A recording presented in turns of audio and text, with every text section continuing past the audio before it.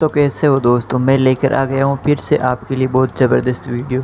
जैसा कि आप सभी को पता है कि चुनाव नज़दीक आ गए हैं। जिनकी भी उम्र 18 साल से ज़्यादा हो गई है वो सभी लोग वोट दे सकते हैं। तो वोट देने के लिए आप सभी को पता होगा कि इलेक्ट्रॉनिक वोटिंग मशीन आ गई है, जिसे कि ईवीएम कहा जाता है। इस मशीन की सहायता से आपको वोट देना है।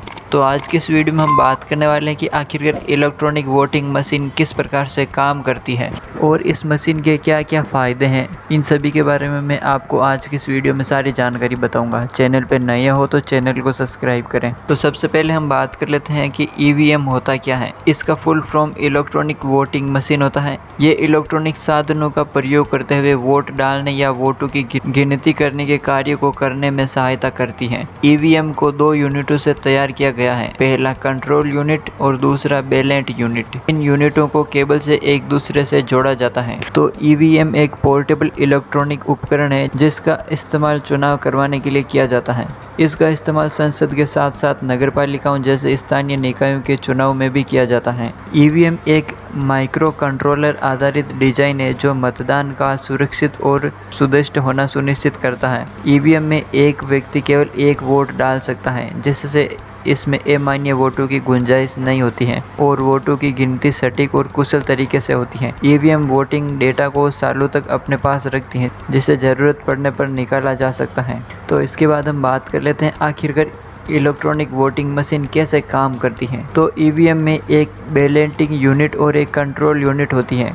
5 मीटर की केबल इन दोनों हिस्सों को जोड़ती है। एक मतदान अधिकारी कंट्रोल यूनिट को संभालता है और वोट डालने के लिए बैलेटिंग यूनिट को एक अलग डिब्बे में रखता है। ईवीएम 6 वोल्ट एल्कलाइन बैटरी पर चलती है और यह सुविधा उन्हें ऐसे समय में इस्तेमाल करने योग्य बनाती है जब बिजली नहीं होती है। एक बैलेटिंग यूनिट मतदाताओं को हॉरिजॉन्टली लगे हुए नीले बटन की सुविधा देती है, जो उम्मीदवार के नाम और पार्टी के चिन्ह को सूचीबद्ध करता है। कंट्रोल यूनिट में बैलेट लिखा हुआ बटन होता है, जिसका इस्तेमाल मतदान अधिकारी अगले मतदाता के लिए तैयार होने के लिए करते हैं। इसके बाद हम बात कर लेते हैं कि आखिरकार ईवीएम मशीन के क्या फ़ायदे हैं। तो ईवीएम मशीन में वोटिंग में बहुत कम समय लगता है।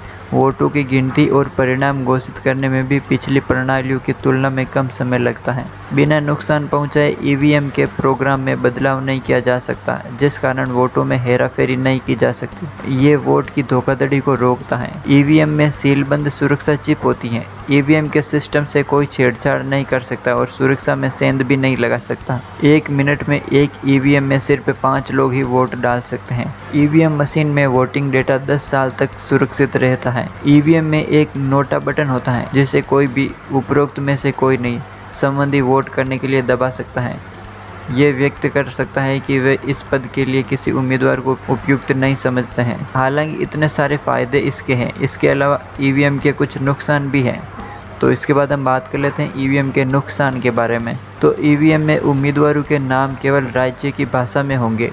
अगर कोई मतदाता उस भाषा से परिचित नहीं है तो उसे अपनी पसंद के उम्मीदवार का चुनाव चिन्ह याद रखना होगा। ईवीएम केवल 3840 वोट तक रिकॉर्ड कर सकती है। हालांकि ये एक लिमिट है जो आमतौर पर मतदान प्रक्रिया में बाधा नहीं बनती, क्योंकि प्रत्येक मतदान केंद्र के लिए उतने मतदाता नहीं होते हैं। ईवीएम में केवल 64 उम्मीदवार ही फीड हो सकते हैं। ऐसा वे 4 बैलेटिंग यूनिट को जोड़कर करता है। अगर उम्मीदवारों की संख्या बढ़ती है तो लोगों को मैन्युअली मतदान पद्धति का पालन करना पड़ता है। तो इसके बाद बात कर लेते हैं कि इस मशीन का प्रयोग चुनाव में मतदान के लिए किया जाता है। ईवीएम मशीन में 3 चीज़ें होती हैं, जिसमें एक मशीन का सीपीयू होता है, जिसे कंट्रोल यूनिट कहते हैं। इसका काम बहुत महत्वपूर्ण होता है। ये चुनाव अधिकारी के पास होती है। जब तक चुनाव अधिकारी इसका प्रयोग कर मतदाता को मत देने को नहीं कहता, तब तक मतदानकर्ता अपने मत का प्रयोग बैलेट बॉक्स पर नहीं कर सकता।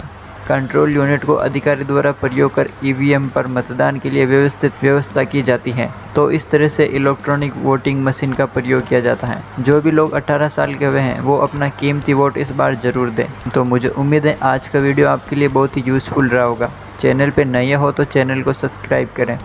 मिलते हैं जल्दी नेक्स्ट वीडियो में, तब तक के लिए जय हिंद।